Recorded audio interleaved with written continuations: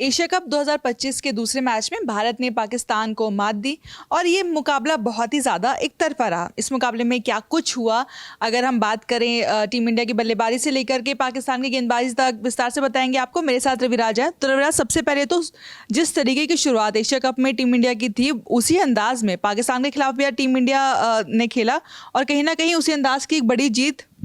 बिल्कुल बिल्कुल। जिस तरीके से रिया, आपने एक चीज़ मैं आपको करेक्ट यहाँ पे करना चाहूँगा कि सिर्फ इसी मैच में नहीं, आप पिछले कुछ मुकाबलों को याद कर ले। जब पाकिस्तान से जो भी मुकाबले हुए हैं, आप देखो कि सब में इंडियन टीम ने बहुत आराम से उस मुकाबले को जीता है, एकदम आराम से, बहुत ही आसानी से एक तरफा मुकाबला हुआ है। इस मैच से पहले भी यही कहा जा रहा था कि इस मैच में इंडिया और पाकिस्तान का अभी कोई टक्कर ही नहीं है। जो बात लगातार सोशल मीडिया पर चल रही है, पाकिस्तान के कुछ जो सेंसिबल क्रिकेटर्स हैं, जो क्रिकेट एक्सपर्ट्स हैं, वो लोग भी ये चीज़ एक्सेप्ट कर रहे हैं कि इंडिया के कहीं आसपास भी नहीं है। एशिया कप जो ये टूर्नामेंट है, उसमें कोई भी ऐसी टीम नहीं है जो अभी इंडिया के लेवल की टीम है। अफ़गानिस्तान एक ऐसी टीम है जो थोड़ी बहुत क्लोज हो सकती है, श्रीलंका भी उस लेवल की टीम नहीं है, बांग्लादेश तो खैर छोड़ ही दीजिए। तो पाकिस्तान का जो लेवल है अभी, जो लेवल ऑफ क्रिकेट है, वो कहीं भी आसपास इंडियन टीम के नहीं ठहरती थी। हमें पता था कि एक तरफा मुकाबला होगा, लेकिन कितना ज़्यादा एक तरफा होगा वो रिजल्ट से पता चलेगा। और रिजल्ट में पता चला कि 7 विकेट से हम लोग बहुत आराम से मैच जीत गए हैं और बहुत सारे बॉल्स बाकी रह गए। उसके बाद भी हमें कोई कभी भी दिक्कत फंसी ही नहीं हमारी टीम। पाकिस्तान की टीम ने टॉस जीता था और उन्होंने पहले बैटिंग चूज़ की। उस वक्त कहीं ना कहीं, क्योंकि जब भी मुकाबले दुबई वगैरह में होते हैं तो टॉस की भूमिका बहुत ज़्यादा अहम होती है। और आपको लगता है कि पाकिस्तान की टीम ने बल्लेबाजी का फैसला लिया, लेकिन किसी भी तरीके से वो फैसला बल्लेबाज जो है सही साबित कर नहीं पाए, क्योंकि शुरुआत उनकी बहुत ख़राब रही।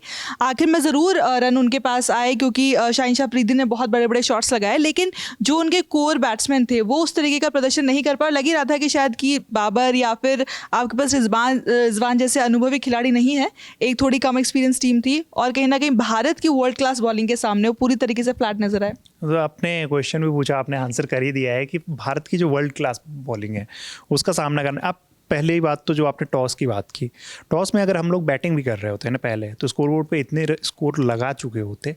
जिस तरीके से आपने देखा कि अभिषेक ने जिस तरीके की बैटिंग की है, आप बैटिंग लाइनअप को देख लो, अभिषेक, शुभमन गिल, सूर्य कुमार यादव, तिलक वर्मा, मतलब आप इस लाइनअप में ना, आपके पास ये जगह नहीं है कि आप यशस्वी जायसवाल जैसे प्लेयर को खिला पाओगे। उनको आपको नहीं रख सकते हो। तो 15 में भी नहीं है। तो मैं वही कह रहा हूँ कि आपके पास आपकी कितनी ज़्यादा स्ट्रॉन्ग बैटिंग लाइनअप है। वो हार्दिक पांड्या तक एकदम आपके ऐसे प्लेयर्स होते हैं ना कि जो कभी भी कोई भी एक प्लेयर चल गया तो वो गेम को चेंज कर सकता है। पाकिस्तान के पास अब मैच विनर्स की बहुत ज़्यादा कमी है, जो हम लोग अपने बचपन में देखते आए थे। मुझे लगता है कि पिछले 8-10 सालों में पाकिस्तान की टीम बहुत ही ज़्यादा ख़राब हो गई। 2017 का एक चैंपियंस ट्रॉफी मैच हमें फाइनल याद है, जहाँ तक फिर भी ठीक ठाक टीम थी, जिससे ये होता था कि टक्कर होती थी। अब आप कुछ लोग कहेंगे कि 10 विकेट से भी हराया था T20 वर्ल्ड कप में। वो मैच वो होता है कि एक बहुत बुरा दिन होता है, उस तरीके का वो दिन था टीम इंडिया। बाबर रिजवान थोड़ा बहुत थे, लेकिन अब उनके बाद तो बिल्कुल ही टीम, उसमें भी हम लोग उस एक मैच को आप छोड़ दो, उसके बाद आप देखो कि क्या रही है। जब भी हम लोग मिले हैं बहुत आराम से, और बहुत आराम से पाकिस्तान को हराते हैं।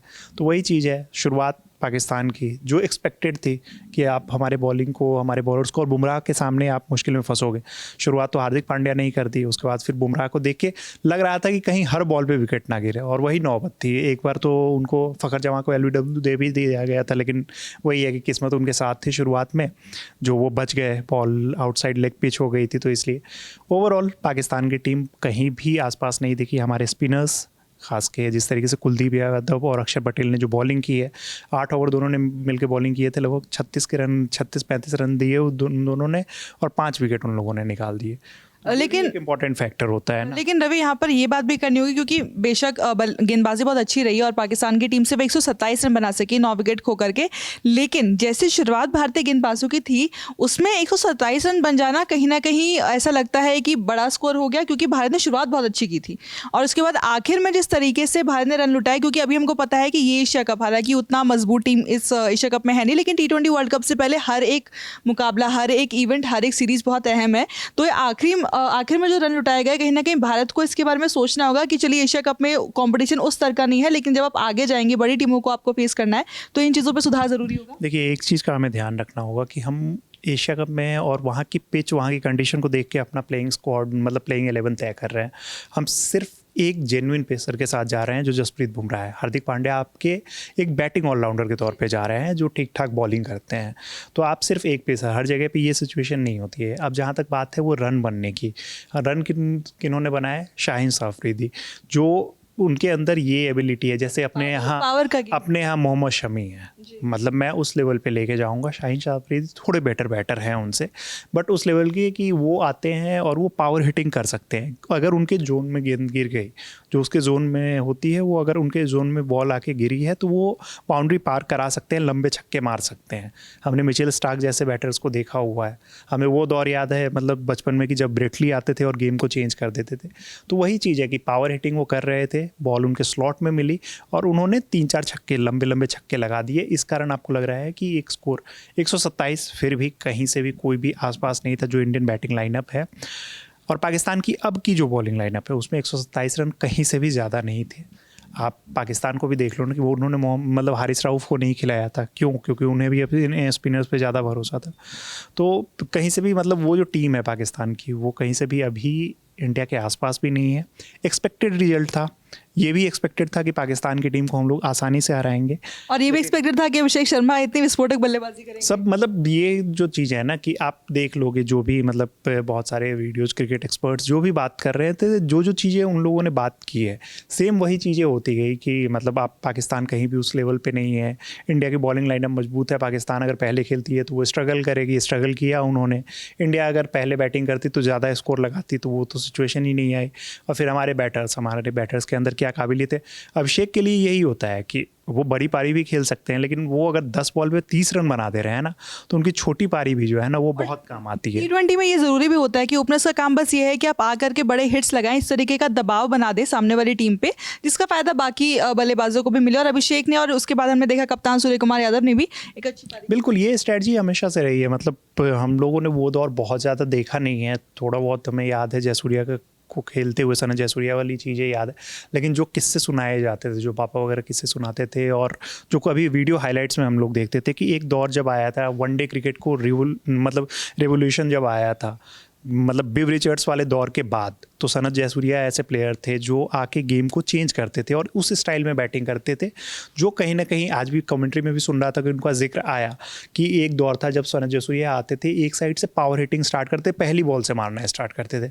बाद में हम लोगों ने वीरेंद्र सहवाग को देखा था, लेकिन सनत जयसूर्या में क्या था, उनसे सिमिलरिटीज इसलिए है क्योंकि वो लेफ्ट हैंडर थे और वो भी लंबे लंबे सिक्स लगाते थे, वो भी छक्के मारते थे। अभिषेक भी छक्के मारते थे, सहवाग ज़्यादा चौके मारते थे। हमें इस चीज़ को पहली बॉल के चौके उनके बहुत, तो ये चीज़ है कि एक लेफ्ट हैंडर के कारण ज़्यादा सिमिलरिटीज़ दिखती है। जो हम लोग सुनते थे वो दौर में कि जयसूर्या ने कैसे वनडे क्रिकेट को पूरा चेंज किया था, उसमें खेलने को के तरीक़ों को कैसे चेंज किया था, बाद में सहवाग उसको आगे लेके गए। और वही चीज़ हम देख रहे हैं यहाँ पे कि एक ऐसे प्लेयर है जो अभिषेक शर्मा, जो आते हैं और पहली गेंद पे आपको मारेंगे। आपको इसके लिए रेडी रहना है, आप कहाँ पे फील्डर लगाओगे आपको ये सोचना है। वो पहली गेंद पे शॉट लगाएंगे ही। पिछले मैच में उन्होंने रिकॉर्ड भी बनाया था पहली बॉल पे छक्का मारने का। जी बिल्कुल, तो आज चौका मारा, अगली गेंद पे छक्का मार दिया। वही अगर पहली गेंद पे छक्का होता तो फिर वही चीज़ होती। ओवरऑल ये मैच, मतलब अगर सही चीज़ आप देखोगे ना तो बहुत बोरिंग मैच रहा है। एक क्रिकेट फ़ैन के तौर पे आप एक्सपेक्ट करते हो कि ज़्यादा बेटर मैच हो। ऑलरेडी चीज़ें इतनी गहमा गहमी चल रही थी, इतनी चीज़ें हो रही थी कि मैच होना चाहिए, नहीं होना चाहिए, और उस सब के बीच में ये मैच जो है एक तरफा, मतलब आप क्रिकेट फ़ैन अगर हो ना तो आप बिल्कुल ऐसा एक्सपेक्ट नहीं करोगे, ख़ास के इंडिया पाकिस्तान मैच पे, जो एक राइवलरी, जिस दौर की राइवलरी पूरी हम लोगों ने भी देखी है बचपन में, उसमें अब कहीं भी पाकिस्तान की टीम हमारे आसपास भी नहीं है। और पिछले 7-8 सालों का आप रिजल्ट देख लो ना, तो उससे आपको समझ आ जाता है। तो एशिया कप में भारतीय टीम अब लगभग सुपर 4 में पहुंच चुकी है, लेकिन ग्रुप राउंड का एक और मैच फिलहाल उनका बचा हुआ है। 19 सितंबर को भारतीय टीम ओमान का सामना करेगी। इस मैच के साथ साथ हम इस पूरे टूर्नामेंट्स की अपडेट्स लगातार आप तक पहुंचा रहे हैं। मेरा नाम है रिया, साथी रविराज, कैमरा के पीछे हनी, और आप खेल जगत से जुड़ी तमाम खबरों के लिए देखते रहिए टैलेंट ऑफ स्पोर्ट्स।